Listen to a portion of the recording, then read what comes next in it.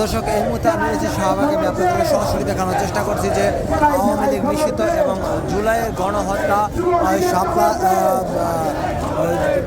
শাপলার যে গণহত্যা রয়েছে, বিডিআর বিদ্রোহ সহ নানান ধরনের যে গণহত্যার সাথে আওয়ামী লীগ জড়িত দায়, আওয়ামী লীগের শাস্তি এবং আওয়ামী লীগের নিষিদ্ধের দাবিতে যে আন্দোলন চলছে, আমি আপনাদেরকে সেইখান থেকে সরাসরি শাহবাগ থেকে দেখানোর চেষ্টা করছি।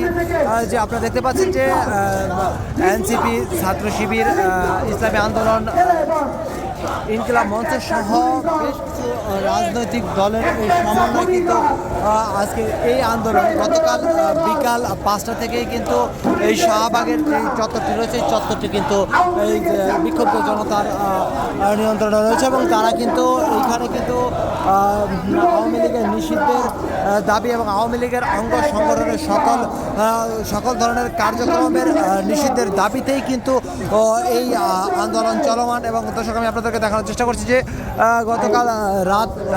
গতকাল বিকাল থেকে সারা রাত হয়ে কিন্তু এখন বেলা প্রায় 12টা বাজতে চলছে। এখনও কিন্তু শাহবাগ বন্ধের দাবিতে কিন্তু আওয়ামী লীগ নিষিদ্ধের দাবিতে শাহবাগ ব্লকেট দিয়ে তারা কিন্তু শাহবাগকে অবরোধ করে রেখেছে।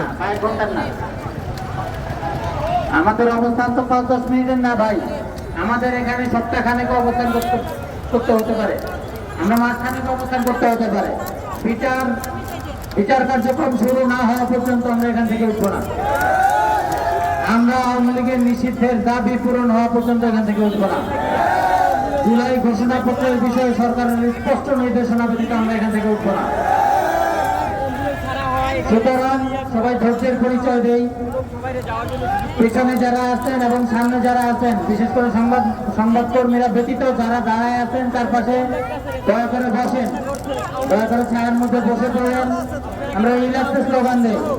স্লোগান হবে, স্লোগান হবে লীগ পর, ধরিয়া জেলে পর, একটা লীগ পর,